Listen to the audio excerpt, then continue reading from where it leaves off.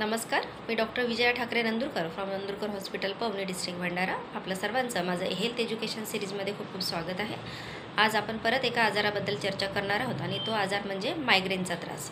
Migraine म्हणजे डोकेदुखीचा एक आजार ज्याच्यामध्ये खूप सिव्हिअर हेडेक हे त्याचं प्रमुख लक्षण असते आणि जगामध्ये सध्या करोडो लोक या आजारापासून त्रस्त आहेत. आपण बघतो की आपल्याला पुष्कळ ठिकाणी मायग्रेनचे किंवा डोकेदुखीचे पेशंट हे बघायला मिळतात. आमच्याकडे जेव्हा पेशंट येतात तर सांगतात की मला 8-8 वर्षापासून त्रास आहे किंवा 10-10 वर्षापासून त्रास आहे. मी खूप सारे मेडिसिन घेतो पण ते खाईपर्यंत तात्पुरतं कमी असते, परत काही दिवसांनी तो त्रास जशाला तसाच होतो. तर हा मायग्रेन काय आहे, हा कशामुळे होतो, याचे कारणं, लक्षणं आणि याच्यावर आपण काय ट्रीटमेंट घेतलं पाहिजे याच्यावर आज आपण बोलणार आहोत. आपल्याला सर्वप्रथम मायग्रेन त्याचे कारणं आपण जाणून घेऊयात. त्याचे प्रमुख असं काही सायंटिफिक त्याच्यावर प्रूफ नाही आहे, परंतु काही रिसर्च झाले त्याच्यानुसार मायग्रेनचं जसं आपल्याला इतर आजार माहीत आहे की कोणता आजार काही बॅक्टेरियामुळे होतो किंवा फंगल इन्फेक्शनमुळे होतो, पण मायग्रेन हा एक हेडेकचा प्रकार ज्याचं असं प्रमुख कारण काही नाही आहे. असं खूप सारे कारणं आहेत ज्याच्यामुळं ट्रिगर्स फॅक्टर असतात ज्याच्यामुळे हा आजार होऊ शकतो. तर मायग्रेनमध्ये कसं ट्रिगर खूप महत्त्वाचं आहे. हेडेक म्हणजे इतकं सिव्हिअर हेडेक असते, खूप जास्त प्रमाणामध्ये थ्रोबिंग हेडेक म्हणजे डोकं एकदम ठण ठण ठण ठण ठणकत राहतं पेशंटचं त्या, आणि त्याच्यामध्ये सोबत अजून अनेकही लक्षणं असतात जे मी तुम्हाला सांगणार आहे. पण ते कशा कशा कारणामुळे आणि कोणत्या कारणामुळे पेक्षाही कशा कशा त्याला ट्रिगर फॅक्टर्स असतात ज्याच्यामुळे हा इन्क्रीज होतो किंवा हा ट्रिगर मिळाल्यानंतर हा त्रास वाढत जातो.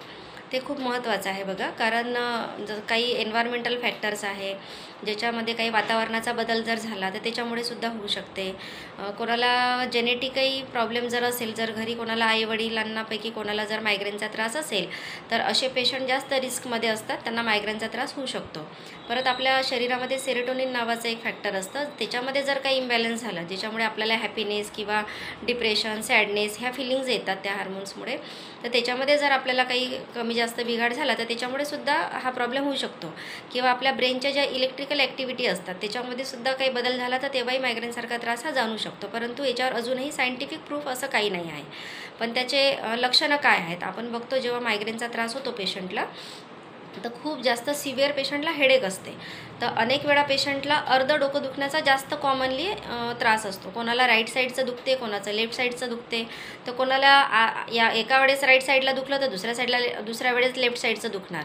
आणि मोस्टली त्याचा जो पेन आहे बघा हा डोळ्यापासून सुरू होतो किंवा मग आयब्रोजपासून, इथून जो हा पेन सुरू होतो सिव्हिअर हेडेक थ्रोबिंग, तर तुमचं हे डोकं पूर्ण मानेच्या नसेपर्यंत म्हणजे ऑक्सिपिटपर्यंत इकडेपर्यंत हा त्रास राहतो. म्हणजे हा पूर्ण एवढा भाग खूप जोरात ठणकणार. कोणाकोणाला पूर्ण पण दुखते पण फार कमी प्रमाणात राहतं ते. दुखणं असते खूप जास्त सिव्हिअर, सोबत नॉशिया पण असते, पुष्कळ जणांना मळमळ वाटते आणि उलटीसुद्धा होते. जेव्हा खूप जास्त प्रमाणात याची सिव्हिअरिटी होते तर ओमिटिंग होते. तर पुष्कळ पेशंटला ओमिटिंग झाल्यानंतर थोडंसं बरं वाटते, सोबत ॲसिडिटी राहते त्याच्यामुळे ते मळमळ राहते. आणि केव्हा केव्हा याला ट्रिगर फॅक्टर मिळतात, म्हणजे हा मायग्रेनचा त्रास केव्हा तुम्हाला उद्भवू शकतो की हा कोणत्या कारणांनी हा जास्त प्रमाणात वाढतो. तर याचं सगळ्यात मुख्य कारण आहे जर तुम्हाला कुठले स्ट्रॉंग स्मेल जर आला. स्ट्रॉंग स्मेल हा कसाचे असू शकतो, मग तुम्हाला स्मोकचा असू शकतो किंवा तुम्हाला परफ्यूमचा स्मेल असू शकतो, अगरबत्तीचा, अत्तरचा, सिगारेट स्मोकिंगचा, कुठलाही जर स्ट्रॉंग स्मेल जर एखादा आला तर त्याच्यामुळे सुद्धा डोकं दुखणीचा हा त्रास सुरू होऊ शकतो.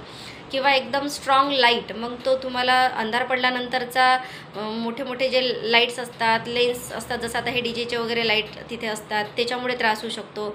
सनलाईटमुळे, सनच्या तुम्हाला ब्राईटनेसमुळे पण त्रास होऊ शकतो. उन्हाळ्यामध्ये पुष्कळ जणांना त्रास होतो. पुष्कळ पेशंट सांगतात की आम्हाला 10-12 वाजतानंतर खूप त्रास होतो आणि जसं संध्याकाळ झाली की तो त्रास कमी कमी होत होतो. म्हणजे जसं जसं उन्हाची प्रखरता ही सूर्याची वाढत जाते तसा तसा त्रास तो वाढत जातो आणि कमी झाल्यानंतर मग ते कमी कमी होत येते.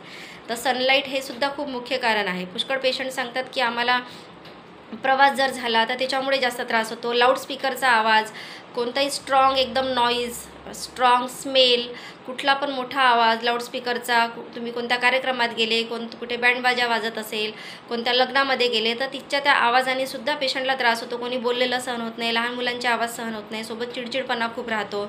हार्मोनल चेंजेस हा पण एक त्याच्यामध्ये मुख्य कारण आहे. अनेक पेशंट आपण बघतो की ज्यांना ड्युरिंग मेन्स्ट्रुअल पिरियडच्या जवळपास म्हणजे मागे पुढे त्याच्या आधी किंवा पिरियड्सच्या मध्ये हा मायग्रेनचा त्रास खूप जास्त प्रमाणात होतो दर महिन्याला. कोणाकोणाला हार्मोनल चेंजेस जेव्हा मेनोपॉजच्या वेळेस होतात तेव्हा पण होतो. कोणी जर हार्मोनल ट्रीटमेंट घेत असेल, जसं बर्थ कंट्रोल पिल्स आहेत त्या जर घेत असेल तर त्याच्यामुळे होऊ शकते, किंवा दुसरा हार्मोनल रिप्लेसमेंट थेरपी जर पेशंटला काही सुरू असेल तर त्याच्यामुळे सुद्धा होते. जसं मेन्स्ट्रुअल सायकलशी रिलेटेड हे असतं हार्मोनल चेंजेस. इस्ट्रोजन आणि प्रोजेस्टेरॉन जे हार्मोन असतात याचं जेव्हा चढउतार होते त्या पिरियडमध्ये हा ट्रिगर त्याला मिळतो आणि हा हेडेकचा त्रास मायग्रेनचा खूप जास्त प्रमाणात वाढतो. परत स्ट्रेस हा खूप मेन कारण आहे मायग्रेनसाठी. स्ट्रेस मग हा तुमचा इमोशनल स्ट्रेसही असू शकतो किंवा मग तुमचा फिजिकल स्ट्रेस असू शकतो. जर इमोशनल स्ट्रेसमध्ये तुम्हाला काही मानसिक ताणतणाव असेल, टेन्शन असेल, तुम्हाला जर डिप्रेशनसारखा प्रॉब्लेम्सला तुम्ही फेस करत असाल तर अशा केसेसमध्ये सुद्धा मायग्रेनचा त्रास हा खूप जास्त प्रमाणामध्ये होतो. जर तुम्हाला एक्झर्शन जास्त होत असेल आणि त्या एक्झर्शनच्या मानाने तुमच्या बॉडीला जर रेस्ट मिळत नसेल, तुमची झोप जर व्यवस्थित प्रमाणात होत नसेल, तुम्हाला रात्री जागरण होत असेल किंवा तुम्हाला झोप लागत नसेल व्यवस्थित, इन्सोमनियाचा तुम्हाला जर प्रॉब्लेम असेल तर अशा केसेसमध्ये सुद्धा तुम्हाला मायग्रेनचा त्रास हा उद्भवू शकतो. परत जर तुमचं जेवणाचे टायमिंग जर फिक्स नसतील, तुमचं जेवण हे अवेळी होत असेल, किंवा जर एखाद्या वेळेस पेशंट सांगतात की मला उपवासाच्या दिवशी खूप जास्त मायग्रेनचा त्रास असतो, म्हणजे फास्टिंगमुळे किंवा लेट जेवणामुळे सुद्धा ॲसिडिटी पण वाढते आणि डोक्याचा पण हा त्रास होतो. तर आता आपण याच्यावर काय ट्रीटमेंट घेतलं पाहिजे बघा. याच्यावर 2 प्रकारच्या ट्रीटमेंट असतात.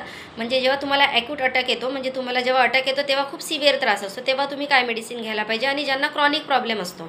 तर ॲक्यूट आणि क्रॉनिक असे 2 प्रकार आपण मायग्रेनचं डिवाईड करू शकतो. तर ॲक्यूट जो अटॅक असतो किंवा त्याला आपण एपिडेमिक म्हणू शकतो, एपिडेमिक नाही, ॲक्यूटच अटॅक. ॲक्यूट अटॅकमध्ये आपण जर पेशंटला एका महिन्याला 14पेक्षा कमी प्रमाणामध्ये अटॅक येत असेल तर तो ॲक्यूट अटॅक झाला. पण जर एखाद्या पेशंटला एका महिन्यामध्ये 14पेक्षा जास्त, 14-15 वेळापेक्षाही जास्त वेळा जर त्रास होत असेल, हे अटॅक्स येत असतील मायग्रेनचे, तर हे क्रॉनिक प्रॉब्लेम झाला. तर ॲक्यूटमध्ये कसं आहे, तुम्ही काही पेनकिलर वगैरे गोळी घेतली तर तुम्हाला तात्पुरता रिलीफ होऊ शकते, पण परत ते काही दिवसांनी तसंच होणार. पण जो क्रॉनिक प्रॉब्लेम आहे याच्यासाठी तुम्हाला सगळ्यात बेस्ट आहे होमिओपॅथिक मेडिसिन्स. असे पेशंट आहे ज्यांनी खूप मेडिसिन्स घेतले आहेत, या डॉक्टरकडे त्या डॉक्टरकडे 10-10 वर्षापासून ट्रीटमेंट घेतात. न्यूरोलॉजिस्टकडे पण खूप सारे ट्रीटमेंट घेतलेले असतात, कारण हे न्यूरोलॉजिकलच डिसऑर्डरचा प्रकार आहे हा एक मायग्रेनचा. पण ते तुम्हाला टेम्पररी रिलीफ देणार. आणि माझ्याकडे असे पेशंट ज्यांना 8-8 वर्षापासून त्रास होता, 10 वर्षापासून, 9-10 वर्षापासून, त्यांनासुद्धा पूर्णपणे आराम झालेला आहे होमिओपॅथिक मेडिसिनने. तर जर तुम्ही ते कंटिन्यू घेतलं, त्याचा कंप्लीट पूर्ण जर कोर्स केला तरच ते पूर्ण जडापासून जाऊ शकते, नाही तर तुम्हाला फक्त तात्पुरताच आराम त्या औषधाने होणार. परत काही दिवसांनी तो त्रास तुम्हाला जशाला तसाच उद्भवणार.